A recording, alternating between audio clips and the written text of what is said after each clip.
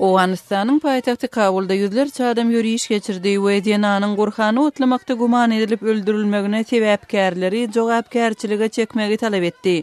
Farhunda ady bilen tanalýan dini mektebiň studenty 19 martda köpçüligiň öňünde urulyp öldürildi. Polisiýa onuň gurhany otlanlygyny subut edýän maglumatyň ýokdugyny aýtdy. Prezident Ashraf Ghani wakany ýazgardy we derňe geçirmegi tapşyrdy. Moldowanyň Gagauzia regionunda Moskwa bilen has ýakyn gatnaşyklaryň tarapdary bolan täze ýol başçy saýlandy.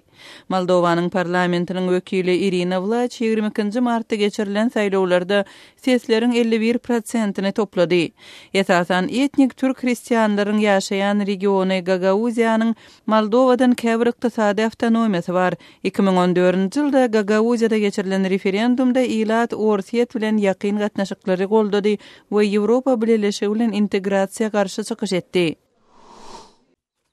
Ukrainanyň gündegorunda meýletýänçiler Debaltseve şäheriniň golayynda ýakynda bolan söwüşlerde wepat bolanlaryň jesetlerini gazyp çykardy. 21 martda Ukrainanyň hökümeti degişli bolmady guramalarynyň agzalary we öz-özüni iqrar eden Donetsk Halk Respublikasynyň wekilleri iki jesedi gazyp çykarmak boýunça işleri bilelikde geçirdiler. Pedalaryň separatist söwüşçiler tarapyndan jaýlanan Ukrain hökümetiniň etkerleri bolmagy guman edilýär. Jesetler Ukrainanyň hökümet resmiýetlerine tapşyryldy.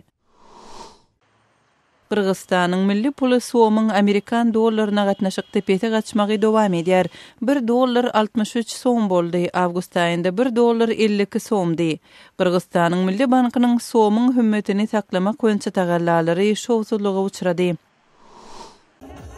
Duşanbede Täjikstanly tansçylar we sadandalar Nowruz bayramyny aýdymsaz bilen bellediler. Bayramçylyk dawarasyna şäheriň häkimi Mahmad Said Ubaydullayew hem gatnaşdy.